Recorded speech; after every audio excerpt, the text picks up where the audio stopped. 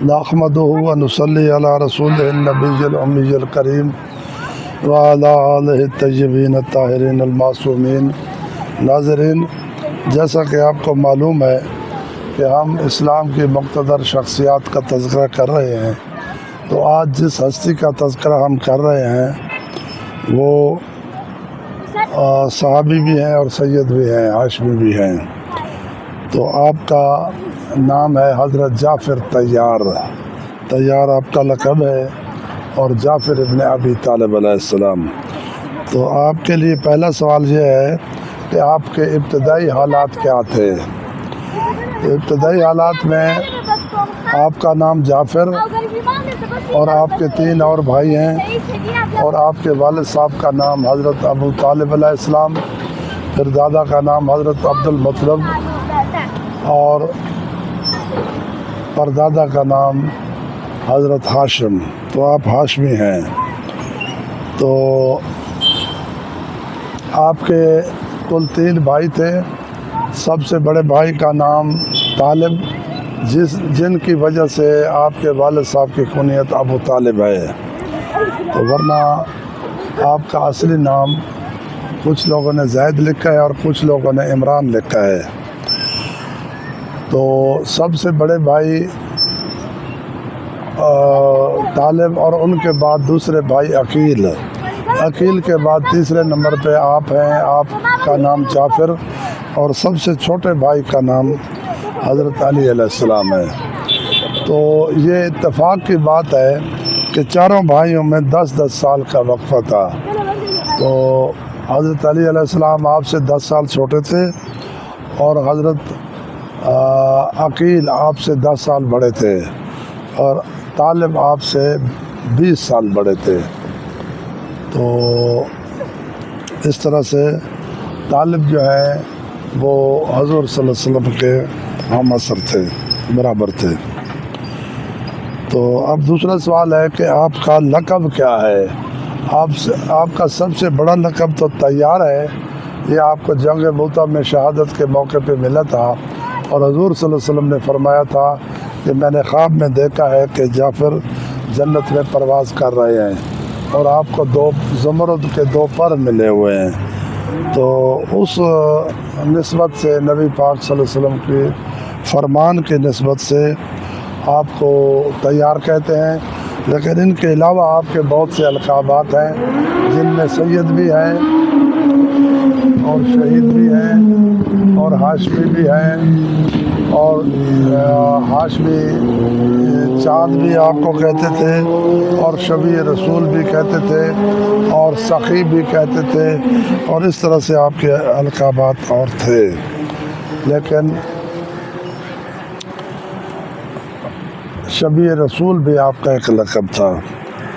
اب اگلا سوال یہ ہے کہ کیا آپ شبیہ رسول تھے؟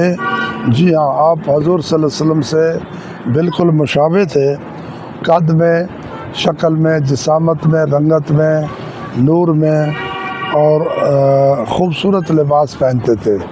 لباس بہت خوبصورت ہوتا تھا، اور عموماً حضور صلی اللہ علیہ وسلم کا جیسا لباس پہنتے تھے، اور اکثر اوقات صحابہ کرام بھول جاتے تھے، اور آپ کو السلام علیکہ یا رسول اللہ کہہ کر پکارتے تھے۔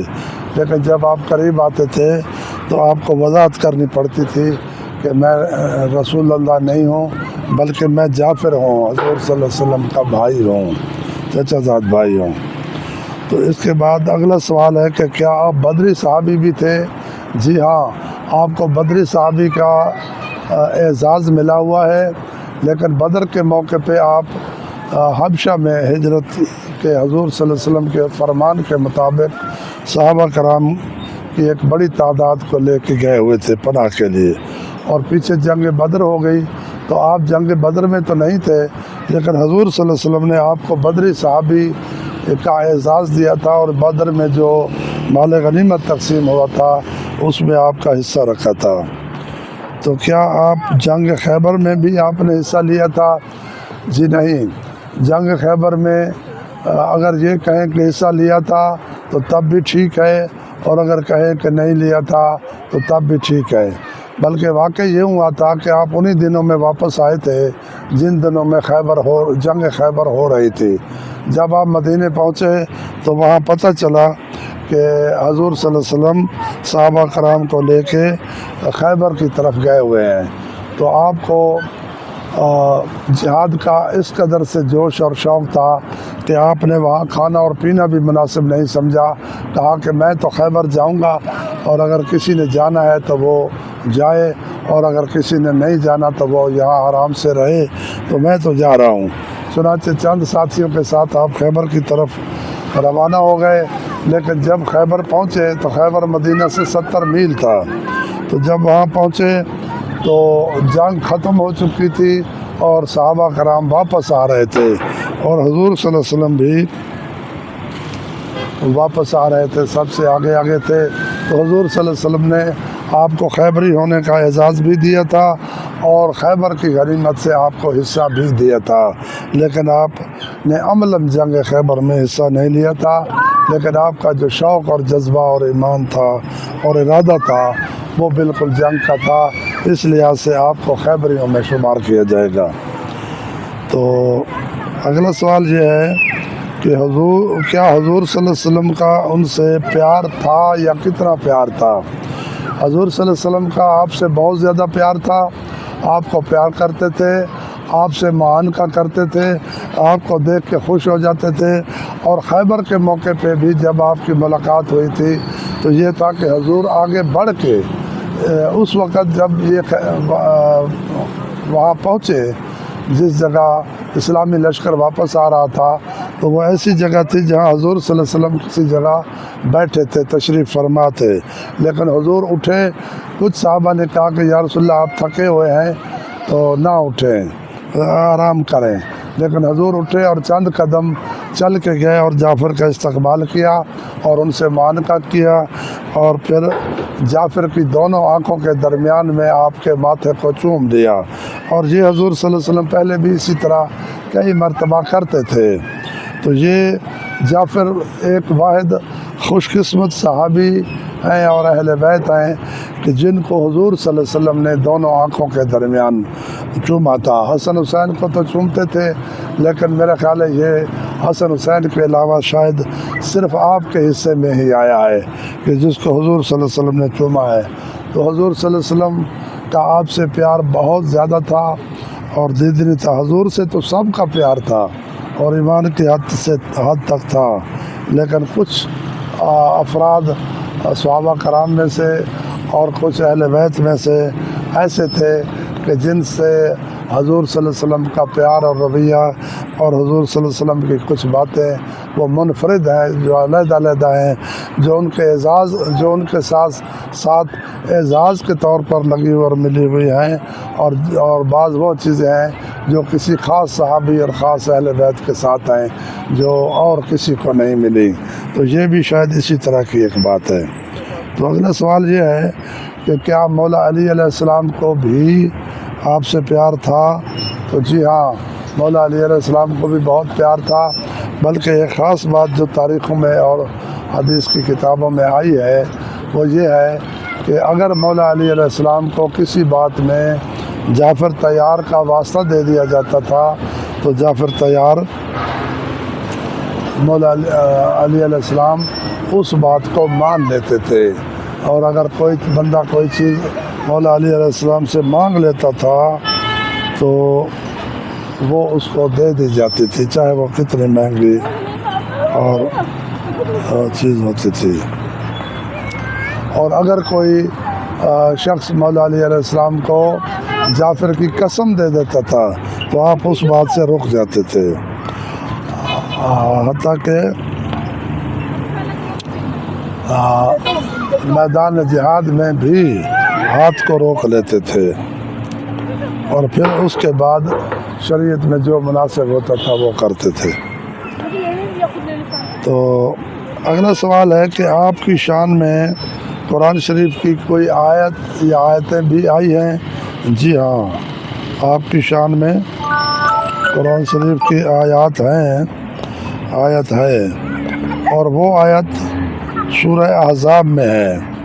سورہ احزاب میں कुछ आयत आई हैं, तो ये क्योंकि आयत का मामला है इसलिए मैं पढ़ के बताता हूँ।